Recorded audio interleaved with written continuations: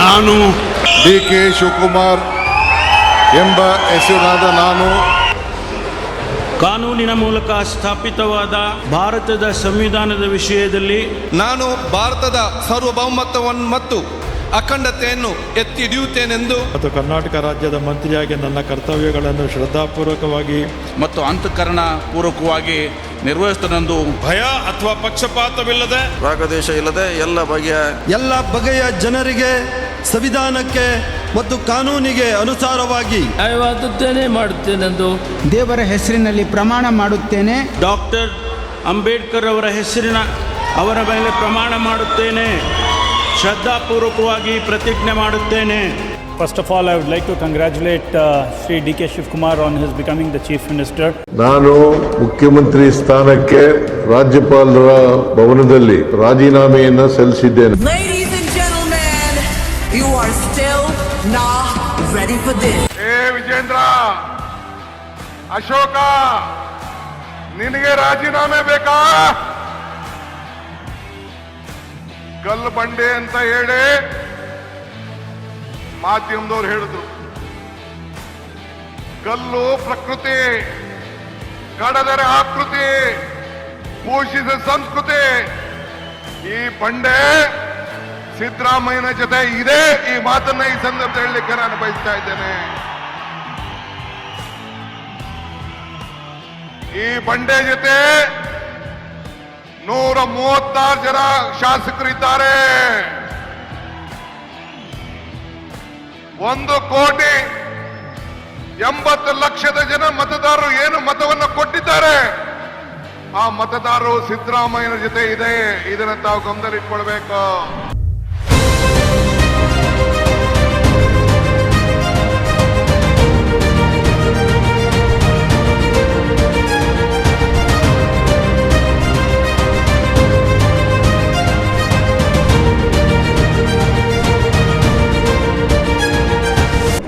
I can't forget Srimati Sonia Gandhi coming to meet me in jail when all these BJP people put me in the jail.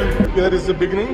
On the day I took the vote, thinking together is the progress, working together is the success. That is what I said on the day.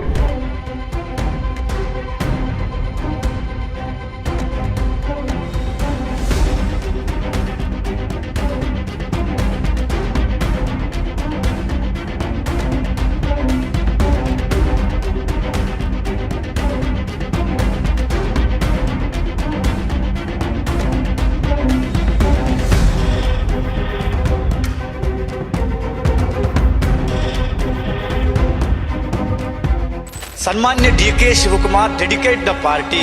He give the more time, money and organization's capacity. This whole last 6 years maybe is very difficult to work for the party.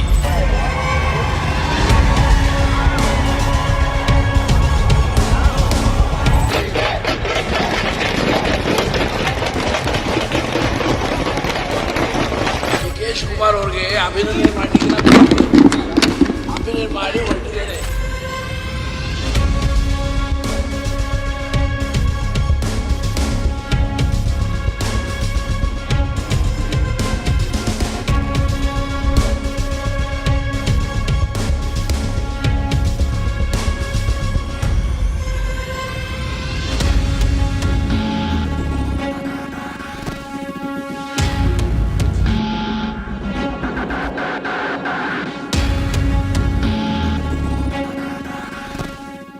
ರಾಜಕೀಯದಲ್ಲಿ ಯಾವುದು ಕೂಡ ಶಾಶ್ವತ ಅಲ್ವಾ?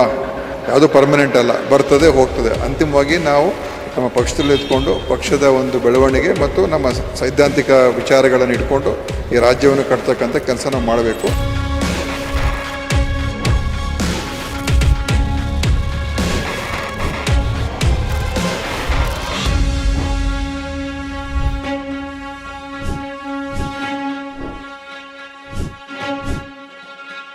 I was also a Taluk Youth Congress president. From then I am the state president. But one thing in the history of Indian politics, we all have been misused by the BJP, myself, Chidambaramji and all of the friends. We were put in their jail the mother, Srimati Sonia Gandhi, came and visited us, gave us strength that we all are there. Congressmen, you not need worry. You all have fought for the Congress party. I wholeheartedly thank on behalf of all the countrymen that the strength which she gave us cannot be forgotten by any one of us. That is, our loyalty lies with the Gandhi family.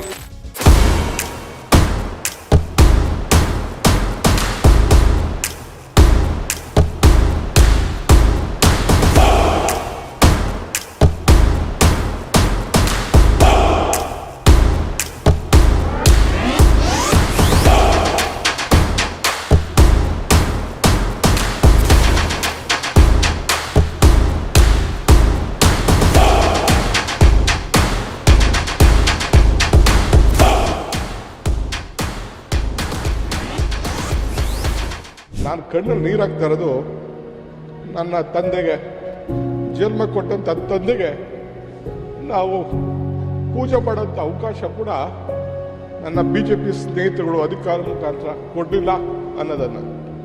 ಇರಲಿ, ಚಿಂತೆ ಇಲ್ಲ.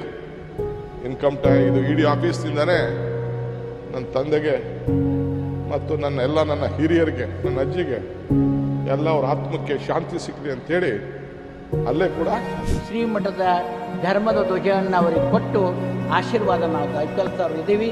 ಆ ಸಮಯದ ಅವಕಾಶ ಬರ್ತಾ ಇದೆ. ನಿಮ್ಮೆಲ್ಲರ ಪ್ರೀತಿ ಸಮಾಜದ ಸೇವಕರಾಗಿ ಅವರು ಬಾಳೋ ಬದುಕು ಬಂಗಾರವಾಗಲಿ ಅಂತ ಹೇಳ್ತಾ ಇದ್ದೀವಿ.